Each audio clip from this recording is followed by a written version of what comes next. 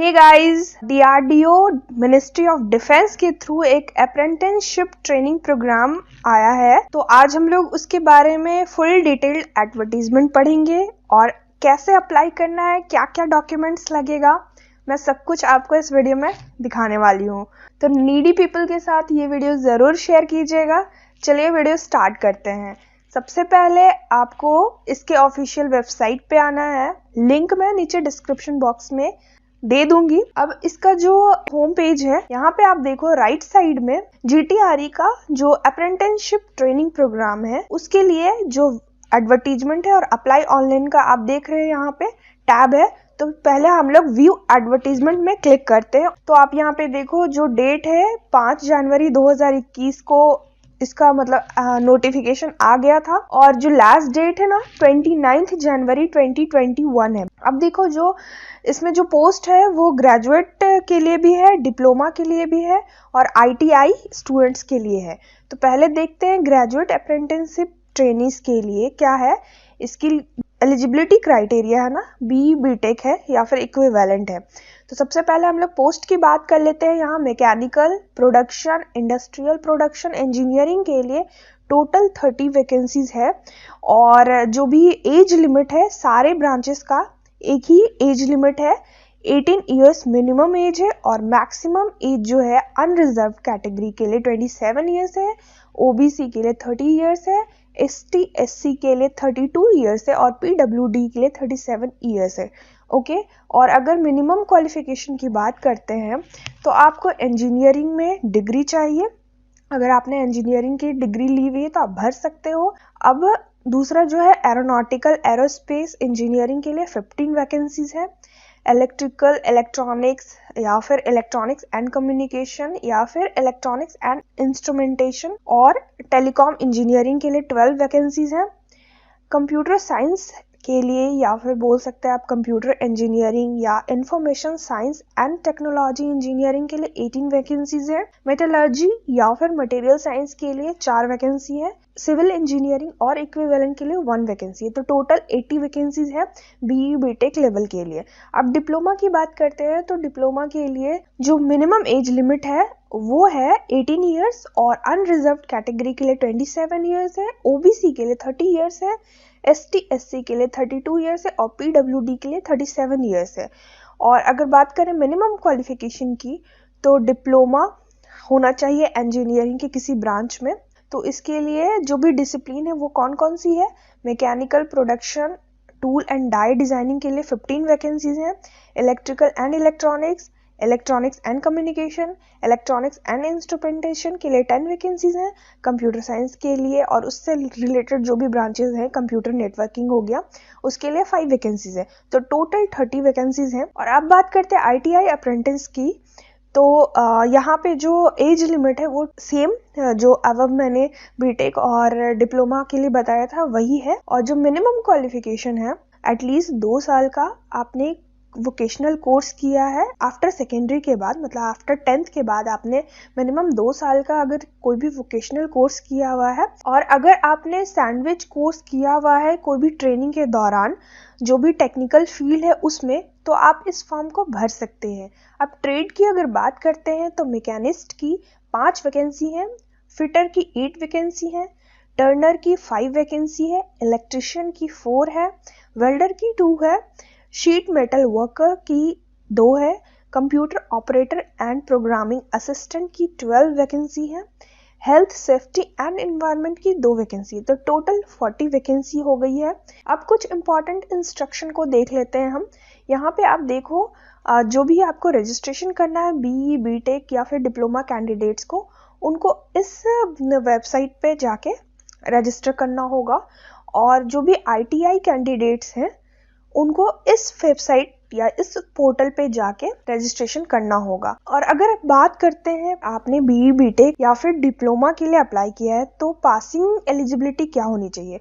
तो 2018, 2019 एंड 2020 के स्टूडेंट ही इस फॉर्म को भर सकते हैं। हायर एजुकेशन क्वालिफिकेशन वाले कैंडिडेट्स के लिए ये फॉर्म नहीं है। अगर आपने मास्टर्स किया और आप सोच रहे हैं कि आपको प्रेफरेंस मिलेगा तो ऐसा नहीं है। इसके लिए जो मैक्सिमम क्वालिफिकेशन है ना वो बीई बीटेक बेसिक है। तो हो सकता है कि आप में से बहुत लोग मास्टर्स कर रहे हैं या कर चुके हैं और उनकी एज भी इस मतलब क्राइटेरिया को मीट करती है। तो आप एक काम कर सकते हो, आप अपना हाईएस्ट क्वालिफिकेशन मत दिखाओ, सिर्फ बी बीटेक दिखा सकते हो, तो आप ये फॉर्म को भर सकते हो।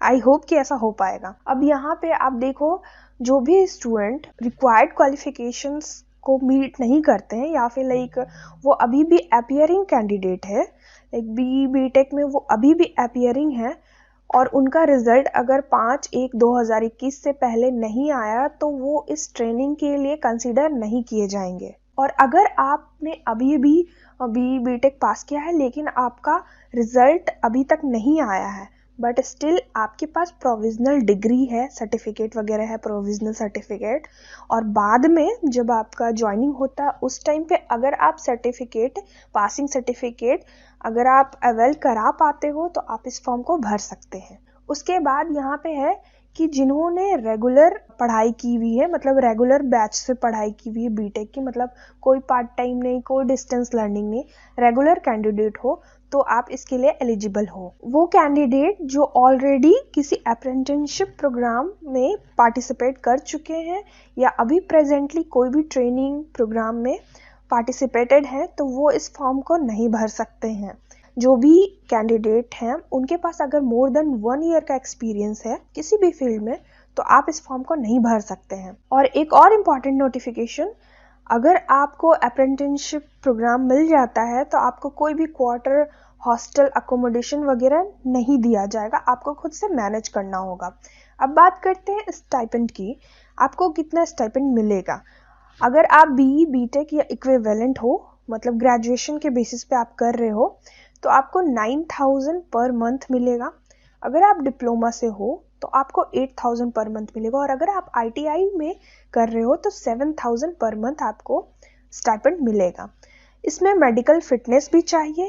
कैंडिडेट्स को सेटिस्फैक्ट्री हेल्थ का एक सर्टिफिकेट देना पड़ेगा जीटीआरई को, जो भी फॉर्मेट है बताया हुआ है फॉर्मेट, उस फॉर्मेट में आपको अपना मेडिकल फिटनेस सर्टिफिकेट बनाना होगा और ये मैंडेटरी है। और यहाँ पे जो सर्टिफिकेट है वो ईएसआईसी हॉस्पिटल के थ्रू अगर आपने इशू कराया है तो वो एक्सेप्टेड नहीं होगा। जो भी सर्टिफिकेट है वो एक रिकॉग्नाइज्ड गवर्नमेंट हॉस्पिटल से ही ऑथराइज्ड मेडिकल ऑफिसर के थ्रू ही आपको वो सर्टिफिकेट बनवाना पड़ेगा। अब सिलेक्शन प्रोसीजर की बात करते हैं। तो सिलेक्शन आपका मार्क्स के हिसाब से होगा, मतलब जो भी आपकी हाईएस्ट क्वालिफिकेशन है, लाइक आपने अभी ग्रेजुएट अप्रेंटिसशिप के लिए भरा है या फिर आईटीआई के लिए भरा है या फिर डिप्लोमा के लिए भरा है, तो जो आपका क्वालिफाइंग एग्जाम है उसमें आपने कितना मार्क्स ऑब्टेंट किया है उसके हिसाब से आपका शॉर्ट लिस्ट होगा नेम, और उसी मेरिट लिस्ट के हिसाब से सिलेक्शन होगा। कोई भी एग्जाम देने की ज़रूरत नहीं है, ना ही इंटरव्यू है, बस इसमें मार्क्स के बेसिस पे आपका नेम शॉर्टलिस्ट होगा। अब हाउ टू अप्लाई पे देखते हैं, कैसे अप्लाई करना है मैं आपको आगे करके दिखाऊंगी कि कैसे अप्लाई करना है। तो पहले हम लोग देख लेते हैं कि क्या क्या डॉक्यूमेंट यहाँ पे लगेगा। आप यहाँ पे देखो।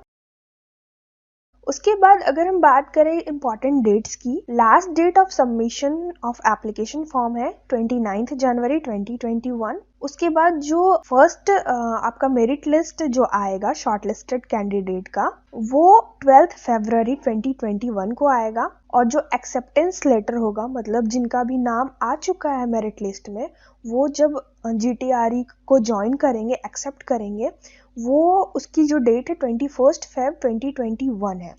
उसके बाद जो भी इंटरेक्शन होगा शॉर्टलिस्टेड कैंडिडेट के साथ वो होगा 24 फरवरी 2021 के बाद।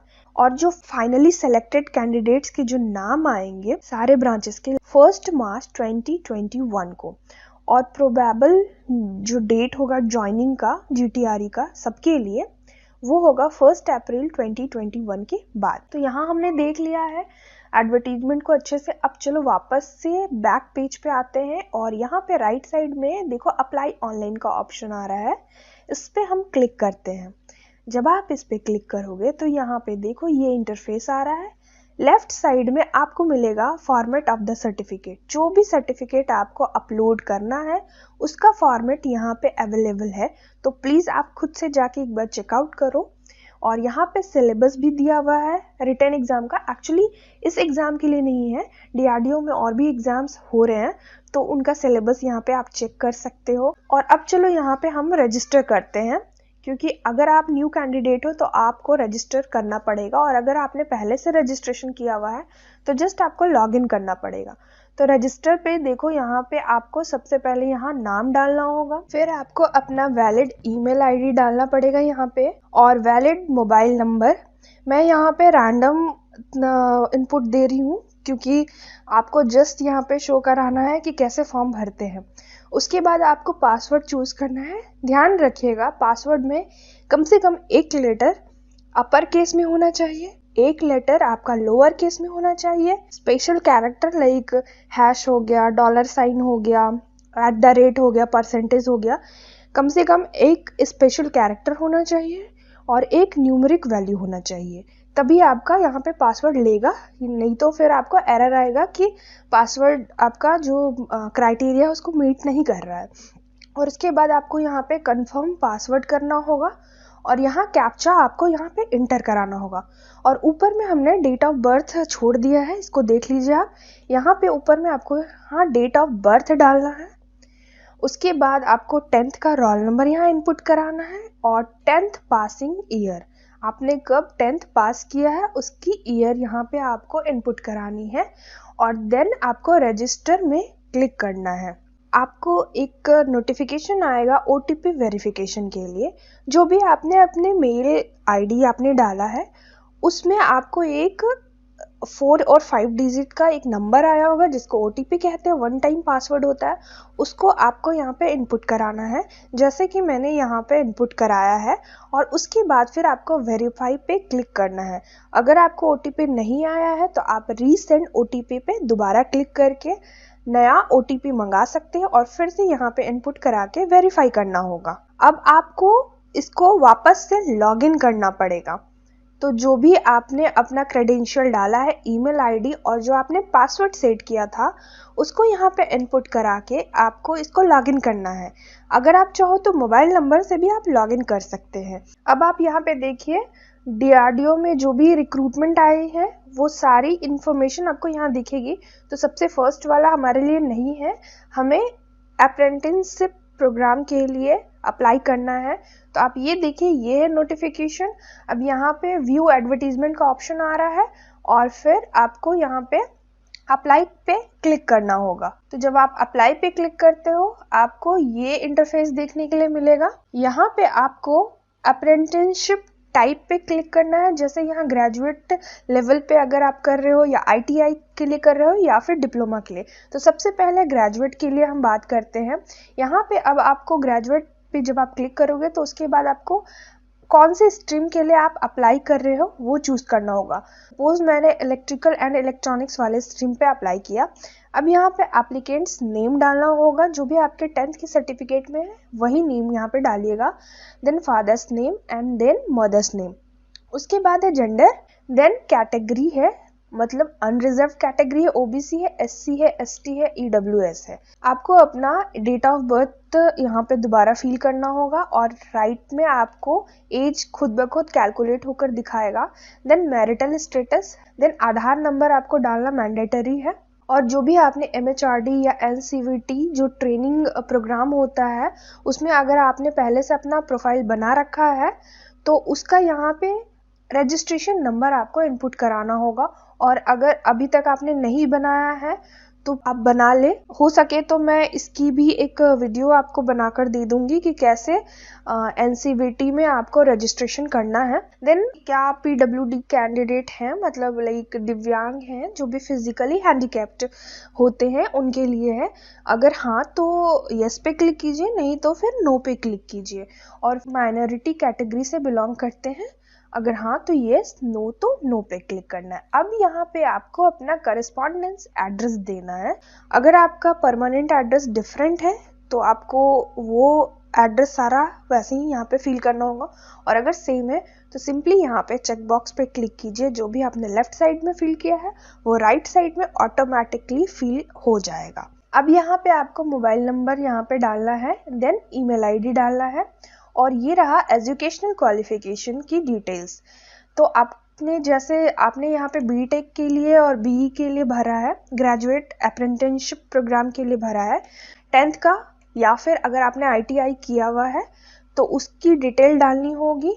फिर वैसे ही आपको 12th का देना होगा, और अगर आपने 12th नहीं करके डिप्लोमा किया है उसके इन्फॉर्मेशन यहाँ भरिए, और फिर लास्ट में आपको बी या फिर बीटेक का इन्फॉर्मेशन फिल कराना होगा। अगर आपका कोई भी एक्सपीरियंस है तो उसके बारे में आपको यहाँ पे डिटेल भरनी होगी। फिर यहाँ पे पूछ रहा है जो डीआरडीओ का सिमिलर टाइप ऑफ पोस्ट आया है कभी भी, तो वो आपने भरा है या नहीं। अगर हाँ तो आपको उसका डिटेल यहाँ पे फिल करना पड़ेगा। अब चलो देखते हैं कैसा डॉक्यूमेंट हमें अपलोड करना है। तो यहाँ पे जितने डॉक्यूमेंट्स है ना, सबकी प्रोसीजर एक ही है। आप एक को देख लो, बाकी सब भर लोगे। तो सबसे पहले है आईडी प्रूफ। जो भी आधार कार्ड का डिटेल आपने डाला था उसको आपको यहाँ पे अपलोड करना पड़ेगा। तो यहाँ पे देखो ओनली पीडीएफ या फिर जेपीजी या फिर जेपीईजी फॉर्मेट ही अलाउड है। तो यहाँ पे चूज फाइल पे हम क्लिक करेंगे, और आप अगर अपने पीसी से फॉर्म भर रहे हो या फिर किसी कैफेटेरिया में भी भर रहे हो फॉर्म, तो आपने एक फोल्डर पे अपना सारा डॉक्यूमेंट्स रखा होगा। तो आप उस फोल्डर पे जाइए। जैसे मैंने यहाँ अपना डॉक्यूमेंट्स, डमी डॉक्यूमेंट्स 1 नाम के फोल्डर से सेव करके रखा है। तो देखो यहाँ पे 500 KB तक ही फाइल का साइज होना चाहिए। तो उसके अकॉर्डिंग आप पहले से अपना सारा डॉक्यूमेंट्स रेडी करके रखो, और बस उस पर डबल क्लिक करो, आपका डॉक्यूमेंट यहाँ अपलोड हो जाएगा। वैसे ही आपको बाकी सारे डॉक्यूमेंट भी अपलोड करने हैं। और उसके बाद देखो यहाँ राइट साइड में आपको अपना सिग्नेचर अपलोड करना है। सिग्नेचर अपलोड करने का यहाँ पे डायमेंशन भी दिया हुआ है, प्लीज अच्छे से केयरफुली चेक कर लो। और जैसे मैंने अदर डॉक्यूमेंट्स को अपलोड करके दिखाया था वैसे ही इसको भी अपलोड करना है। और हमें फोटो भी अपलोड करनी है। सबसे ऊपर में राइट साइड में देखो यहाँ पे फोटो अपलोड करने का ऑप्शन है। तो देखो जैसे मैंने किया है वैसे ही आपको फोटो अपलोड करना है। देन यहाँ पे आके आपको लॉक पे क्लिक करना होगा और येस पे क्लिक करना होगा। अगर आपको कैंसिल करके वापस से एडिट करना तो कर सकते हैं। और उसके बाद आपका यहाँ पे नीचे नोटिफिकेशन देखो, आपने अपना फॉर्म भर दिया है। अब एक्शन में यहाँ पे है कि क्या आपको अनलॉक करना है, जो भी आपने चॉइस वगैरह फिल की है क्या आपको अनलॉक करना है। अगर हाँ तो वापस से आप एडिट कर सकते हैं, नहीं तो फिर आप इस वाले बटन पे क्लिक कीजिए आगे व्यू एप्लीकेशन करने के लिए। तो देखो मैंने सब कुछ बता दिया है इस वीडियो में, सारे एडवर्टीजमेंट की जानकारी दे दी है, और फॉर्म कैसे भरना है 1 बाय 1 स्टेप बाय स्टेप मैंने बता दिया है। अगर कोई भी प्रॉब्लम हो, कुछ भी पूछना हो तो प्लीज़ कमेंट बॉक्स का यूज़ करें। और अगर ये वीडियो इन्फॉर्मेटिव लगा होगा तो प्लीज़ लाइक कर देना और सबके साथ ज़रूर शेयर करना। मुझे भी मोटिवेट करो ताकि मैं और अच्छी वीडियोस आपके लिए बनाकर ला पाऊँ। और अगर आपको कोई पर्टिकुलर सब्जेक्ट पे या फिर कोई पर्टिकुलर एग्ज़ाम के बारे में जानना है तो प्लीज़ कमेंट बॉक्स में मुझे ज़रूर बताना, मैं वीडियो ज़रूर बनाऊँगी। और जाने से पहले प्लीज़ अभी तक अगर चैनल को सब्सक्राइब नहीं किया तो प्लीज़ सब्सक्राइब कर लेना। Thanks for watching. मिलते हैं नेक्स्ट वीडियो में, तब तक के लिए बाय बाय।